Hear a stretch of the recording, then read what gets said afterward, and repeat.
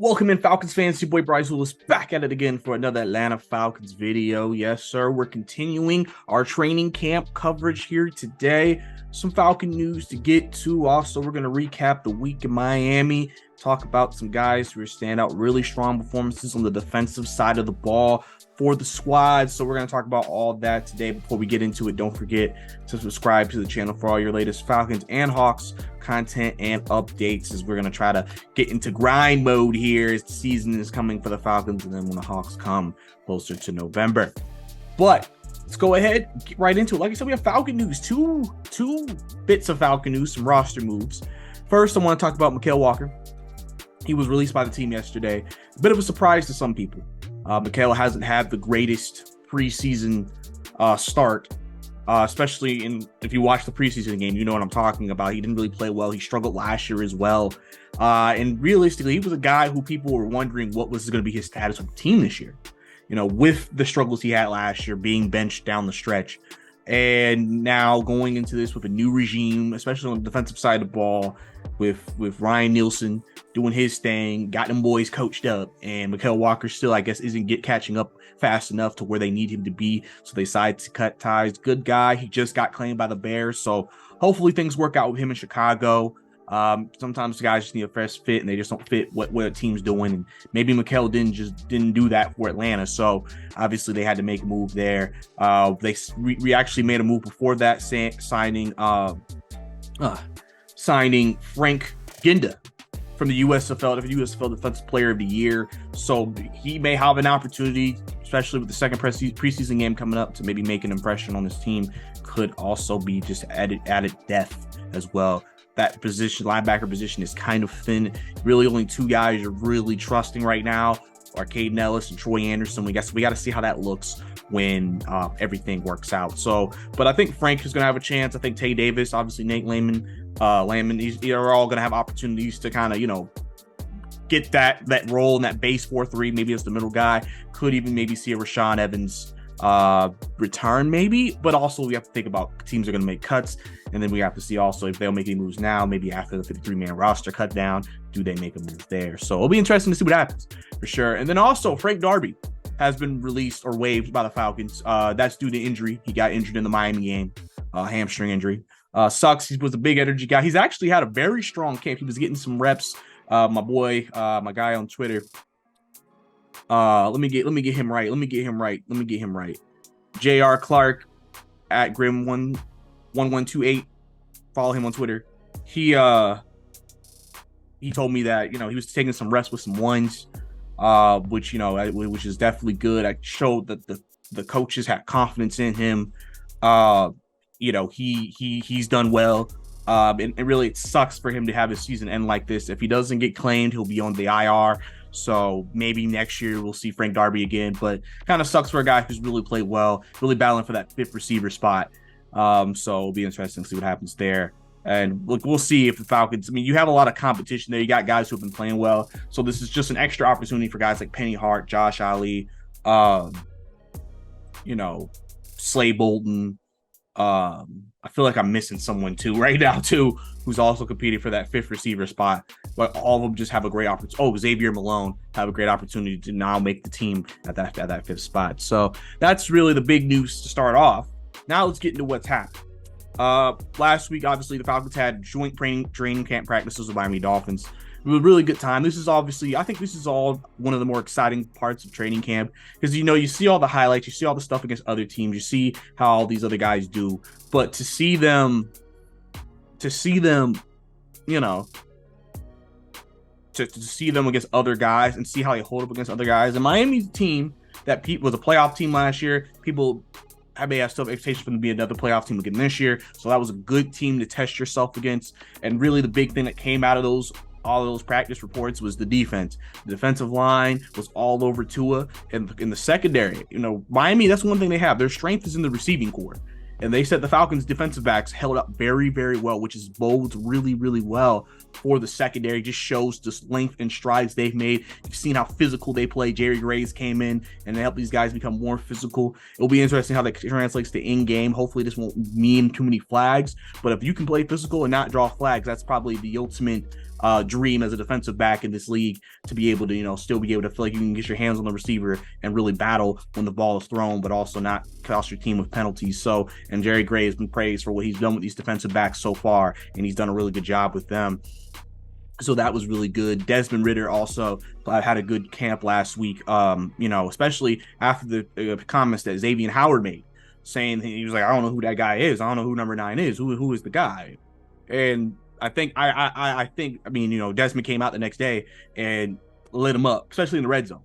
Lit him up in the red zone and really had a really strong camp. I know one video was trending. He was telling them that they're too small. And I know that was something that I think a lot of people really enjoyed seeing from Desmond. Just seeing that fire, that passion from him in that situation was just big, because Desmond is a gamer. He is a competitor. He is a leader. He is a guy who will grind. And you saw that. And he really played well, even though he didn't play in the preseason game last week. But overall, I heard, like I said, a lot of good things coming out of camp with the Falcons and Dolphins. So good to see that. And then obviously we got to the game, and we know what happened in the game. Defensively, they were great. I think they had 6 sacks, 3 picks, a forced fumble, a kickoff return, a punt return for a touchdown by D. Offord. I mean, the defense was just all over the place. They were flying, they were aggressive, they were getting after it. And I think that's that. And I think even though it's the preseason and it wasn't even our starters, I think that really uplifted a lot of Falcon fans. I think it gave them a lot of hope. It gave them a lot of confidence, because that's something that has lacked here. I mean, listen, the last 2 years watching Falcons preseason, if you've been a fan, with the depth issues they've had because of limited money, it has always been the prettiest watching them during the preseason. And to see them come in against a Miami team who had some talent out there, obviously, again, they weren't playing their ones like that, like the Falcons were, but they had some guys out there, and then they came out there and dominated them, especially on the defensive side of the ball. I think it's just a good sign that Ryan, no matter if you're 153 or right now where they still have like 80 guys, you're getting coached hard if you're on the defensive side of the ball, and he's coaching you to be the best version of yourself. And I feel like that's why you've seen actually a lot of guys on the defensive side of the ball make a lot of progress. You have so many undrafted free agents, contributions. You have, DeMarco Hellens is the guy who is solidifying himself as the 4th safety. He's had turnovers. He's been all over the place. He has always had a high IQ coming out of Alabama. One of the big questions coming out in the draft was his coverage skills. They knew he was good in the box, but could he cover? And he's been covering. The fact that he's had as many interceptions he's had in camp and had that pick in the game kind of just shows the progress he's made as a player already within Falcons camp and just getting into the organization. So, just continuing to grow on that. Even pass rush. Arnold, AK-47, had that strip sack to end the game. You can maybe say, why was he playing at that point? But hey, they wanted to give him reps, and he showed out in that situation, and he played really well. Timmy Horn, all those guys, a lot of guys really could have kind of standed out. Even Tay Davis and them actually had solid games as well. So, overall, the defense really did what they needed to do to, make an impression. And they competed hard, they played well, and they did what they needed to do. And offensively in that game, the offense wasn't great. They had some good running. They had a good rushing attack. So obviously that's regardless if that's RB1, 2, or 3 or RB4, 5, and 6. Clearly you can see that they're coming out. They're still playing at a high level. They're still going to get production from those guys and do what they need to do to be successful so they can do that. Godwin Ngakwe, might be saying his name wrong. I apologize. He led us in rushing that game. He had 70 yards on 13 carries. Carlos Washington had 12 on 27. So, Godwin may have maybe assured himself ahead, maybe to be RB4, maybe after a game like that. Even Logan Woodside, he didn't score, but I feel like he had a good command of the offense. I think he had a good command of what he was doing out there. Like I say, he didn't score any touchdowns, but overall, I think he still played well. I think he still... I didn't look at that game and think, man, he sucks, if that makes sense. Obviously, the offense, like I said, in general, just wasn't just this crazy machine, especially, but they had good drives offensive line-wise. The second, third team offensive line, shout out to them, too. Really good on the ground, especially. Really good run blocking. Again, this is going to be a road grader type of offense. They're going to run the football, and even no matter who unit is on the floor, they want to be able to establish that at all times. But going back to Logan, he's in an interesting spot because now that you can now have that third quarterback, now teams are like, okay, well, if we're going to keep a third quarterback, we need to make sure, do we have confidence that he could come in and take command of the huddle and play? If we just had that doomsday scenario that the 49ers had the NFC Championship game last year, where we lose our top two quarterbacks. And that's why Logan is getting these looks, because you need to know, is he ready to do it? Now, obviously, the starters will play this week against Cincinnati and Atlanta. But I wouldn't be surprised in that third preseason game they'll go back to Logan being the only quarterback who plays, just to give him that one final chance to really show them that he can be the guy to back up both Heineke and Ritter when that time comes. So if he continues to just continue to grow and continue to make strides, I think that would be big for him and his growth, and just, you know, solidifying himself as that emergency number 3 quarterback on this roster. But yeah, so overall, I mean, you know, it was a pretty solid week in Miami. I think the Falcons really left a good impression on the fans, on me. I think they showed some progress. Now, like I said, they got Cincinnati coming in here. So obviously, there's no Joe Burrow, but obviously you expect the Bengals to play their ones. So you're going to see, okay, what Bengals have made the AFC Championship game the last 2 years. They've had some losses, especially the secondary with Jason Bates now on the Falcons, who just switched his number to number 3. But after McHale got cut. But overall, I think what you're looking at is, all right, how do they do against a first-team defense in Cincinnati? Cincinnati's usually been built up front.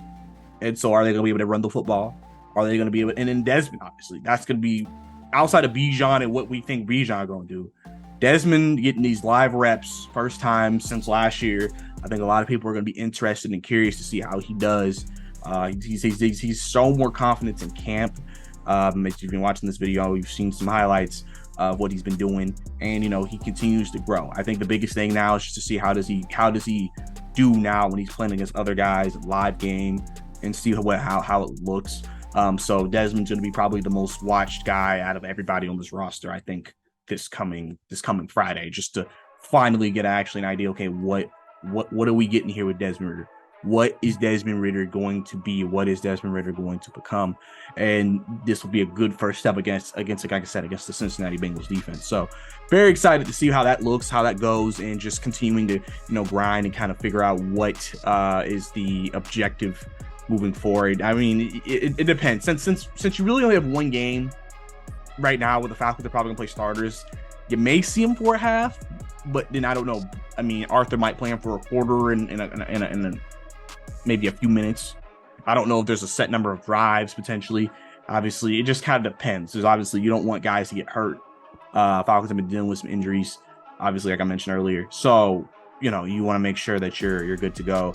A couple of quick camp notes. Calais Campbell hit the field today. That's been big, just seeing him out there with the guys. Ferocious looking defensive line. Him, David, Brady, you know, Bud Dupree, and then you got AK, you got, you know, D'Angelo, Zach Harrison, you got Timmy Horn, you got, you know, all these guys who can come in and play. This defensive line for the Falcons, man, I think they made it from, I really think the trajectory they're on is that they made it a weakness and now a strength. And I think you may see that. If they are able to kind of be disrupting in Cincinnati this week, that will be another step forward in that way. And I know people have been talking about Carolina's success when they opened it up in the regular season, struggling to protect Bryce Young when he played this past Sunday against the Jets, and how the Panthers may have offensive line issues. So the Falcons can continue to show good things on the defensive line. That may make people feel a little bit better about that matchup when week 1 comes around. So obviously that's going to be something to keep an eye on as well. And like I said, overall, I think the Falcons are in a good place right now. They're in a good situation. They're just trying to go out there and just get better every day. Like I said, everybody's probably Ryan Nielsen. They think he's been great. He's instilled a toughness into this team. Jerry Grayson, toughness into the secondary. Arthur Smith, you know what he's about. And just overall, like I said, there are really good, strong vibes around the Falcons right now. And I think a lot of people are just really excited to see what happens. Don't be surprised if you see a pretty good attendance at the game this Friday against the Bengals, because I think a lot of people are excited just to get more glimpses of what this team, especially with the starters playing, of what they look like. Obviously, we'll see who else maybe decides not to play. I would be surprised, like more veteran guys don't don't play like Cordero or maybe Calais, but other guys like Desmond and Bijan, I expect them to go out there and get a couple of reps out there. So exciting times for the Atlanta Falcons fans. Well, exciting time to see what's going to happen with that and everything. But like I said, we'll see. If you guys want to keep up with me on social media, follow me on Twitter at Bricey_2K as I also tweet about Hawks and Falcons over there. Right now, we're in the peak of football season, so we're going to be heavy on Falcons. And I also have an announcement coming soon for my Hawks fans as well, so keep an eye out for that. But it's your boy Bryce Lewis. See you next time.